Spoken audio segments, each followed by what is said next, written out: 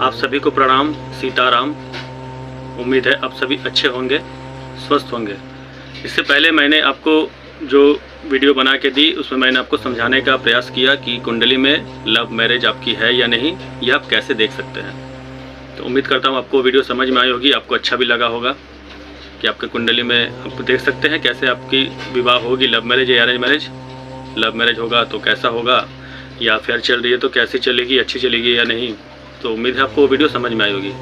आज मैं अपने इस वीडियो के माध्यम से आपको टाइमिंग ऑफ इवेंट, जो मैरिज का जो इवेंट होता है वो कब घटेगी वो घटना, यह समझाने की कोशिश करूँगा। देखिए, विवाह तो किसी का बहुत जल्दी होता है, किसी का सही समय पे होता है, किसी का बहुत लेट हो जाता है। तो इस टॉपिक में हम नहीं जाएंगे। आपका वो इवेंट कब होगा यह समझाने की कोशिश करेंगे। चाहे इवेंट लेट से हो या पहले हो, उससे कोई मतलब नहीं है। अभी आपको समझना है अगर आपकी कुंडली में लव मैरिज है या अरेंज मैरिज है तो मैरिज कब होगी। तो पहले फीमेल चार्ट के हिसाब से बात करते हैं। फीमेल चार्ट में जैसे मैंने आपको बताया, मार्स जो है वो पति का कारक है, विवाह का भी कारक है फीमेल के लिए। तो अगर जुपिटर आपकी कुंडली में प्रोग्रेशन में, जो जुपिटर प्रोग्रेशन हर 12 साल में चेंज करता है अपना, अगर जुपिटर प्रोग्रेशन में मार्स के साथ रिलेशन बना रहा है उस 12 साल के अंदर में, तो उस 12 साल के अंदर में आपका विवाह हो जाएगा। अब उस 12 साल के अंदर में किस साल होगा, जब जुपिटर ट्रांजिट का मार्स के ट्राइन में आए, मार्स के 7th में आए, तो आपका विवाह उस ट्रांजिट में होगा। मार्स के ऊपर गोचर करे या मार्स के ट्राइन में हो या 1/7 के एक्सिस पे हो, तो आपका विवाह उस टाइम हो जाएगा फीमेल के लिए। अब अगर जुपिटर मान लीजिए 7th हाउस से आपका गोचर कर रहा है या जुपिटर की दृष्टि 7th हाउस पर है। जुपिटर की 3 दृष्टियाँ होती है, 5, 9, 7। अगर जुपिटर ट्रांजिट का आपके 7th हाउस में कोई भी एस्पेक्ट दे रहा हो या 7th हाउस के ऊपर बैठा हुआ है, 7th हाउस से गोचर कर रहा है, या फिर 7th लॉर्ड के ऊपर एस्पेक्ट दे रहा है या 7th लॉर्ड के ऊपर से गोचर कर रहा है, तो उस टाइम पीरियड पे आपका विवाह हो जाएगा। लव मैरिज हो या अरेंज मैरिज हो, विवाह आपका हो जाएगा। वो इवेंट में आपकी घटना घटेगी। यह फीमेल के लिए। अब मेल के लिए, जब भी जुपिटर वीनस के साथ प्रोग्रेशन में 12 साल का जो प्रोग्रेशन होता है उसमें रिलेशन अगर बना गया, तो उस 12 साल में आपकी विवाह होगी। अब उस 12 साल में कब होगी, जब प्रोग्रेशन, जब ट्रांजिट का जुपिटर 159 से रिलेशन बना रहा हो वीनस के साथ या 17 से रिलेशन बना रहा हो वीनस के साथ, तो आपका विवाह उस टाइम पीरियड में होगा। यह मेल के लिए है। या फिर जुपिटर 7th हाउस में बैठा हो, गोचर कर रहा हो, या 7th हाउस में 5, 9, 7 कोई भी दृष्टि दे रहा हो, या 7th लॉर्ड के ऊपर दृष्टि दे रहा हो, या 7th लॉर्ड के ऊपर से गोचर कर रहा हो, तो आपका विवाह उस टाइम पीरियड पे हो जाएगा। यह मेल के लिए है। अब दशा की बात करते हैं। जो हमारे कुंडली में दशाएं आती है, महादशा, अंतरदशा, प्रत्यंतर दशा, सूक्ष्म दशा, प्राण दशा, तो सबसे ज़्यादा इम्पोर्टेंट महादशा और अंतरदशा को लिया गया है। दशा जो है वो मेल फीमेल के लिए सेम काम करती है, कुछ अलग अलग नहीं है।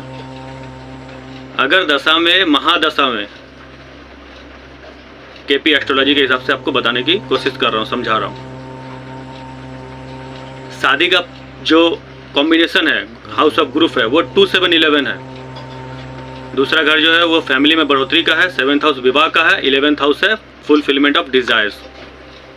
तो अगर आपकी महादशा में 2, 7, 11 स्ट्रांगली आ रहा हो, जिसमें प्राइमरी हाउस है 7th हाउस, 2 और 11 जो है वो सपोर्टिव हाउस है, अगर स्ट्रांगली विवाह का आपकी कुंडली में उस महादशा में दिखा रहा हो, अगर प्रॉमिस है तो ही विवाह होगी। सबसे पहला नंबर तो यह है, विवाह के लिए आपको प्रॉमिस देखना है कि आपकी कुंडली में विवाह की प्रॉमिस है या नहीं।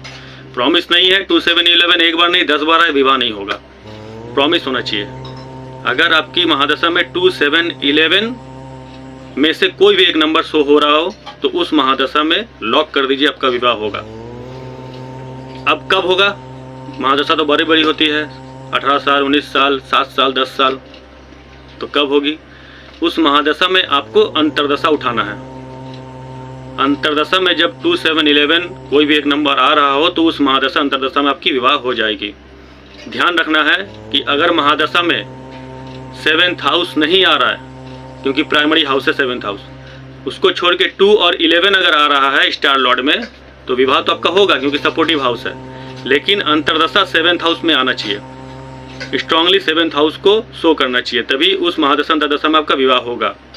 और ये अगर आपकी महादशा में 7th हाउस आ रहा है स्ट्रांगली स्टार लॉर्ड पे और अंतरदशा में आपका 2, 11 आ रहा है, तो उस अंतरदशा में विवाह हो जाएगा। 7th हाउस आना जरूरी है किसी भी महादशा में या अंतरदशा में, उसमें शादी हो जाएगा। ये मेल फीमेल दोनों के लिए है। बस ध्यान आपको ये रखना है कि 2, 7, 11 के साथ उस महादशा में या अंतरदशा में उसका जो नेगेटिव हाउस कॉम्बिनेशन है 1, 6, 10 या 8, 12 नहीं आना चाहिए। विवाह तो होगा, लेकिन विवाह के बाद आपको समस्या भी आ सकती है, कुछ भी परेशानी आ सकती है। विवाह होते ही डिवोर्स हो सकता है, विवाह होते ही कोई भी लफड़ेबाजी में आप फंस सकते हैं। तो ये आपको ध्यान रखना है, अच्छे कॉम्बिनेशन में शादी करना है। 2, 7, 11 में 5, 9 हो, उसमें कुछ भी हो, 1, 6, 10, 8, 12 जैसा हाउस नहीं आना चाहिए। तो उम्मीद करता हूँ आपको ये वीडियो समझ में आया होगा कि इवेंट कैसे देखते हैं, कैसे शादी किस इवेंट में आपकी होगी, प्रॉमिस क्या है। तो आज के लिए इतना ही। जय श्री राम।